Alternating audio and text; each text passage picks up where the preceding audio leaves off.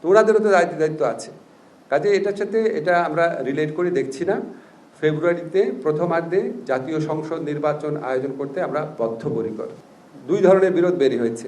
একটা হচ্ছে এটা আপনার কি পদ্ধতিতে পাশ করা হবে, আরেকটা হচ্ছে এই জন্য গণভোট হলে গণভোট কবে হবে। এবং এত দৃঢ় এবং পরস্পর বিরোধী এবং কি বলবো উত্তেজিত ভূমিকা নিয়েছে রাজনৈতিক দলগুলো যারা জুলাই গণঅভ্যুত্থানের পক্ষ ছিল। তা আপনারা যদি এরকম একটা ভূমিকা নেন তাহলে সরকার কি করবে আমরা ঠিক মানে বুঝতে পারছি না। যে এতদিন আলোচনার পর যদি আপনাদের ঐক্যমত না আসে, তো এখন আমরা আসলে কিভাবে কি করবো এটা নিয়ে সত্যি আমাদেরকে একটু চিন্তা করতে হচ্ছে। আজকে আমাদের এমনি জেনারেলি একটা আলোচনা হয়েছে যে অনৈক্যের বিষয়গুলো। একটা হচ্ছে আপনারা জানেন ঐকমত্য কমিশন দুইটা বিকল্প দিয়েছে।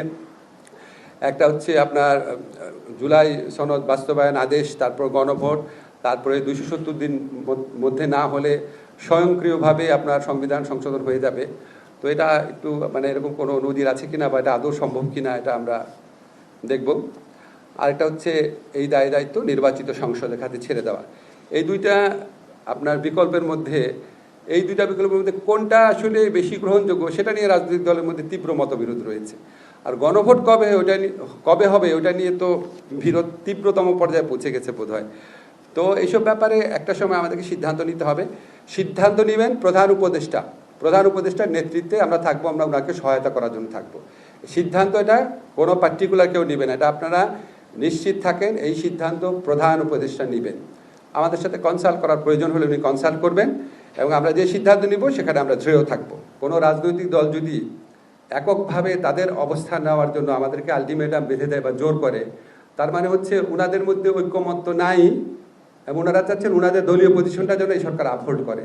এটা দুর্ভাগ্যজনক। ওনাদেরকে তো যথেষ্ট আলোচনার সময় দেওয়া হয়েছে। ওনারা যেই অনৈক্য দেখাচ্ছেন, জুলাইয়ের স্পিরিটকে ওনারা কোথায় নিয়ে গেছে এটা ওনাদের বিবেচনা করা উচিত।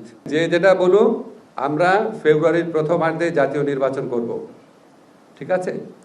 আর নির্বাচন করলে এরপরে নির্বাচিত পার্লামেন্টের সংস্কার করা কোনো দায়িত্ব থাকবে না, সব আমাদেরই করে যেতে হবে।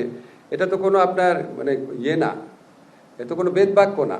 আমরা যতটুকু পারা যায় করে যাব, সম্ভব হলে সবই করে যাব, বাট এর জন্য রাজনৈতিক দলে ঐক্যমত লাগবে।